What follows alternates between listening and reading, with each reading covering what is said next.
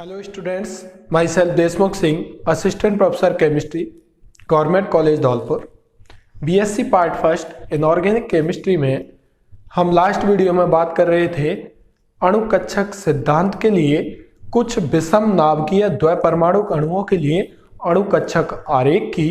और वहां पर हमने ये देखा था कि किस तरीके से हम विषम नाभिकीय द्विपरमाणु अणुओं के लिए अणुकक्षक आरेख खींचते हैं। अब हमें चाहे आपके पास समनाभिकीय अणु हो या विषमनाभिकीय द्विपरमाणु अणु हो, चाहे समनाभिकीय द्विपरमाणु अणु हो, कुछ अपवादों को छोड़कर आसानी से हम उस अणु का बंध क्रम 1 सेकंड में पता कर सकते हैं कि उस अणु का बंध क्रम कितना होगा, उसकी चुंबकीय प्रकृति क्या होगी, और यदि उस अणु के आयन भी आपको दिए हुए हैं तो उन अणु और उस अणु के आयनों का आपस में स्थायित्व का क्रम, उसकी बंध ऊर्जा का क्रम, बंध लंबाई का क्रम भी आसानी से हम ज्ञात कर सकते हैं। तो इसके लिए मैंने एक तरीका अपनाया है और वो आप देख सकते हैं कुछ इस तरीके से। मैंने यहाँ पर कोई भी अणु मेरे पास है, चाहे वो समनाभिकीय है चाहे वो विषमनाभिकीय है, उसके लिए मुझे बॉन्ड ऑर्डर निकालना है। और चूंकि आप जानते हो कि किसी भी अणु का जितना बंध क्रम होगा, बंध क्रम का मान जितना ज्यादा होगा, बंध क्रम और बंध ऊर्जा समानुपाती होते हैं, क्योंकि उस बंध को तोड़ने के लिए हमें उतनी ज्यादा ऊर्जा देनी पड़ेगी, और जितनी ज्यादा ऊर्जा देनी पड़ेगी का मतलब यह हुआ उस अणु का स्थायित्व भी उतना ही अधिक होगा, चाहे वह अणु समनाभिकीय हो या विषमनाभिकीय। चूंकि बंध क्रम बंध लंबाई के व्युत्क्रमानुपाती होता है, जितना ज्यादा बंध जो है बंध क्रम ज्यादा होगा, बंध लंबाई उतनी ही कम होगी, जिससे कि बनने वाला जो बंध होगा वह उतना ही ज्यादा प्रबल होगा। आइए देखते हैं कि इस शॉर्ट ट्रिक का मतलब क्या है। यहां पर आप देख सकते हो जैसे कि 2 बॉक्स की मैंने यह टेबल बनाई है। एक बॉक्स में मैंने इधर की तरफ लेफ्ट टू राइट आपको लिखे हैं कुल इलेक्ट्रॉनों की संख्या, नीचे की तरफ मैंने लिखा है बंध क्रम। और ये टेबल कैसे याद रहेगी उसका मैं आपको तरीका बता रहा हूं। ऊपर रहेंगे कुल इलेक्ट्रॉन, तो 10 से 18 तक की आप काउंटिंग लिख लेंगे, और जब बंध क्रम लिखेंगे तो देखिए 14 के नीचे आपको 3 लिखना है। क्या लिखना है? 3, ये याद रखना है। उसके बाद इसके लेफ्ट और राइट में 2.5, फिर उससे आगे वाले बॉक्स में 2, उससे आगे वाले बॉक्स में 1.5, फिर उससे आगे वाले बॉक्स में 1। ये इसको याद रखने का तरीका है। 14 के नीचे आप 3 लिखें और उससे लेफ्ट एंड राइट में 0.5 डिक्रीज करते हुए लिखते हुए चले जाएं। टेबल 1 सेकंड में बन जाएगी। अब इस सेकंड से इस टेबल के बेसिस पर हम किस तरीके से बंध क्रम निकाल सकते हैं। फॉर एग्जांपल मैंने आपको जैसे क्या यूज है C2 अणु का बंध क्रम बताइए। तो आपको पता है C2 अणु कार्बन जो होता है, एक कार्बन का इलेक्ट्रॉनिक विन्यास या इलेक्ट्रॉन जो होते हैं परमाणु क्रमांक 6 होता है, उसके पास 6 इलेक्ट्रॉन, दूसरे कार्बन के पास भी 6 इलेक्ट्रॉन है। टोटल इलेक्ट्रॉन कितने हो गए यहाँ इस अणु में? 12। आप तुरंत 12 के नीचे जाएंगे, बंध क्रम कितना आ गया भाई? 2। कितना आ गया? 2। सीधा सीधा। जैसे मान लीजिए आपने निकाला N2 अणु के लिए, N2 नाइट्रोजन 7 नंबर पर आता है, 7 दूना 14, 14 के नीचे आप जाएंगे, कितना आ गया? 3 आ गया। मैंने निकाला कि मान लीजिए O2 अणु है, 8 दूना 8 होते हैं ऑक्सीजन का, तो 8 दूना 16, 16 के नीचे आप जाएंगे, कितना आ गया? 2। बंध क्रम 2 आ गया, जैसा कि मैंने आपको लास्ट वीडियोज में दिखाया, आप वहां से देख भी सकते हैं। अब कि मान लीजिए तो सम जैसे मान लीजिए F2 अणु हो गया। F2 अणु की बात आती है, 9 दूना 18, 18 के नीचे आप जाओगे टेबल में कितना आ रहा है? 1 बंध क्रम आएगा। मान लीजिए आपने बात की B2 अणु की। B2 अणु देखिए आज, तो B2 अणु में जब हम बात करते हैं 5 दूना 10, 10 के नीचे कितना है? 1, तो इसका बंध क्रम कितना आएगा? 1। कि ये तो बात हो गई कुछ समनाभिकीय द्विपरमाणु अणुओं की। यदि मैं बात करता हूं विषमनाभिकीय द्विपरमाणु अणुओं की, तो देखिए लास्ट वीडियो में मैंने आपको बताया था कि NO जो है उसका बंध क्रम कितना आया था? 2.5 आया था। तो देखें यहां से नाइट्रोजन के पास कितने इलेक्ट्रॉन है, क्योंकि इसका परमाणु क्रमांक होता है 7, ऑक्सीजन का होता है 8, तो टोटल कितने हो गए? 7 और 8 15, 15 के नीचे आप जाएंगे, कितना आएगा? 2.5। और यही मैंने आपको वहां पर अणुकक्षक आरेख से कैलकुलेट करके बताया था। मान लीजिए मैंने लिखा NO+, तो यहां से देखिए 7 और 8 15, 15 में से 1 बाहर निकलेगा तब प्लस आएगा, तो इसका मतलब 14, और 14 के नीचे कितना आएगा? 3। ये मैं आपको बता चुका हूं। NO- 7 और 8 15 और 1 जुड़ेगा तो 16, 16 के नीचे कितना है 2, तो आप आसानी से बता सकते हैं 2।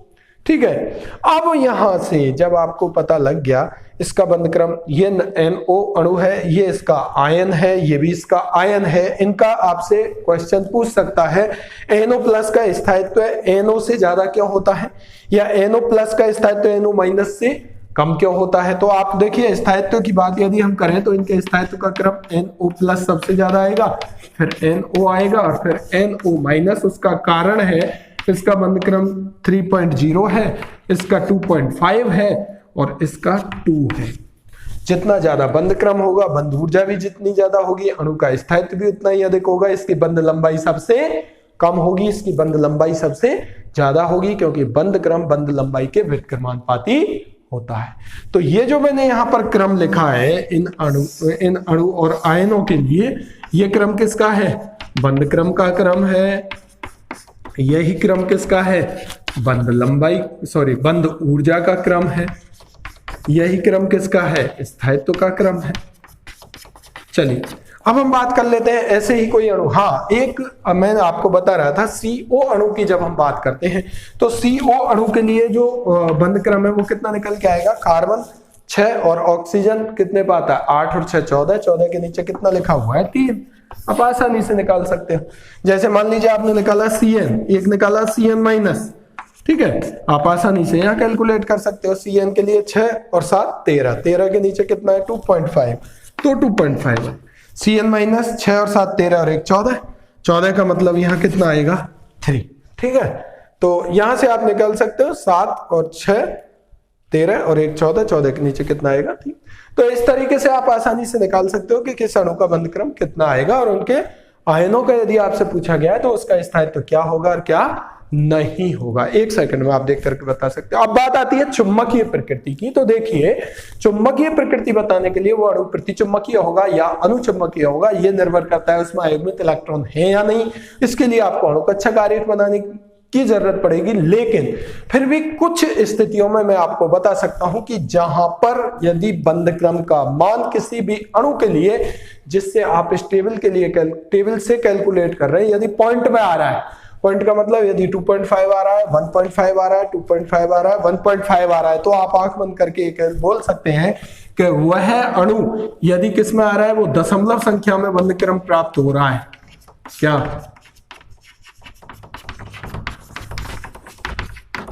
क्या होगा आने पर अणु कैसा होगा भाई, अनुचुंबकीय होगा। ये 100% सही है इस टेबल पर। लेकिन मान लीजिए यदि पूर्ण संख्या आ गया, जैसे 2 आ गया, 1 हो गया, 2 आ गया या 1 आ गया, तो यह जरूरी नहीं है कि वो अणु अनुचुंबकीय भी हो सकता है और प्रतिचुंबकीय भी हो सकता है। इसके लिए आपको अणु कक्षक आरेख बना करके ही देखना पड़ेगा, चाहे वो 21-21 से बनाए, चाहे वो 12-21 से बनाए। लेकिन यदि आपका बॉन्ड ऑर्डर फ्रैक्शनल आ रहा है, दशमलव संख्या में आ रहा है, तो 100% वो अणु कैसा होगा, पैरामैग्नेटिक या अनुचुंबकीय। लेकिन पूर्ण संख्या में आने पर वह अनुचुंबकीय भी हो सकता है और प्रतिचुंबकीय भी हो सकता है। ये देखेंगे हम किससे, उस अणु के अणु कक्षक आरेख से। अब मैं बात कर लेता हूं, एक क्वेश्चन जो आपके एग्जाम में आता है कि एक है आपके पास O2 प्लस, एक है O2, मैंने पहले भी ये बताया था O2 माइनस, और एक है आपके पास O2 माइनस 2। ये 4 आयन आपके आते हैं, तो इनके लिए बंध क्रम कितना आएगा। तो देखिए झट से बताएंगे आप, 8 दूना 16 में से 1 बाहर निकलेगा 15, और 15 के नीचे कितना है 2.5। सही है, 8 दूना 16, 16 का नीचे कितना लिखा हुआ है 2, तो यहाँ से 2 O2 माइनस, तो 8 दूना 16 और 1 जुड़ेगा इसमें क्योंकि नेगेटिव है, तो कितना आ गया 17, 17 का मतलब 1.5। और यदि मैं बात कर रहा हूँ O2 माइनस 2 की, तो 8 दूना 16 और 2 18, 18 के नीचे कितना लिखा हुआ है 1। आपके पास बॉन्ड ऑर्डर का ऑर्डर आ गया इन चारों के लिए, तो आप आसानी से बंध क्रम के आधार पर इनकी बंध ऊर्जा, इनके स्थायित्व और बंध लंबाई का क्रम लिख सकते हो। तो क्रम क्या निकल करके आएगा, यदि मैं इन 4 के लिए लिख रहा हूं, तो देखिए बॉन्ड ऑर्डर का जो क्रम है, बंध क्रम का क्रम तो आपके सामने है, घटता हुआ क्रम लिखूंगा, O2 प्लस, फिर आएगा O2, फिर आएगा O2 माइनस, फिर आएगा O2 माइनस। यही क्रम इनकी बंध ऊर्जा का होगा, यही इनके स्थायित्व का होगा, और इसका उल्टा क्रम बंध लंबाई का होगा। क्यों? क्योंकि बंध लंबाई और बंध क्रम एक दूसरे के व्युत्क्रमानुपाती होते हैं। तो आप आसानी से केवल यहां पर जो अपवाद है वो है CO प्लस और CO प्लस 2, इनका बंध क्रम जितना आना चाहिए, जैसे CO प्लस की यदि मैं बात कर रहा हूं तो यहां से 6 और 8 14 में से 1 जाएंगे तो 13 के नीचे आना चाहिए था 2.5, लेकिन इसका आता है 3.5। ठीक है, तो वो अलग बात है। CO अणु के लिए हम अणुकक्षक आरेख किस तरीके से होता है और उसको मतलब इस टेबल पर वो फॉलो क्यों नहीं होता है, इन दोनों के लिए वो हम बात करेंगे एक नेक्स्ट वीडियो में। लेकिन आप ये ध्यान रखें हमेशा कि बंध क्रम बंध ऊर्जा के समानुपाती, स्थायित्व के समानुपाती और बंध लंबाई के व्युत्क्रमानुपाती होता है। एक खास बात और, यदि किसी कोई अणु आपके पास है, चाहे वो समनाभ की है या विषम नाभ की है, और यदि उसी का आयन बन रहा है और आयन बनते टाइम यदि उस अणु के अणुकक्षक में से इलेक्ट्रॉन प्रतिबंधी में से बाहर निकल रहा है, अणु के आयन बनते समय यदि बाहर निकलने वाला इलेक्ट्रॉन प्रतिबंधी में से बाहर निकलता है तो बंध क्रम बढ़ता है, बंध क्रम बढ़ेगा तो स्थायित्व बढ़ता है।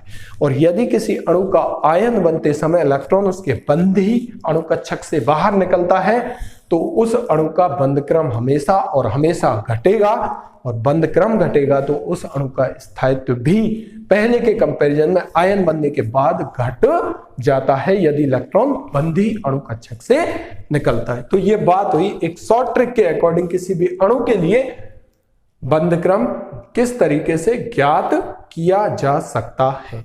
ठीक है, थैंक यू। नेक्स्ट वीडियो में हम बात करेंगे CO अणु के अणुकक्षक आरेख की, और CO प्लस और CO प्लस 2 के लिए किस तरीके से इस टेबल को फॉलो नहीं किया जाता उसकी हम बात करेंगे नेक्स्ट वीडियो।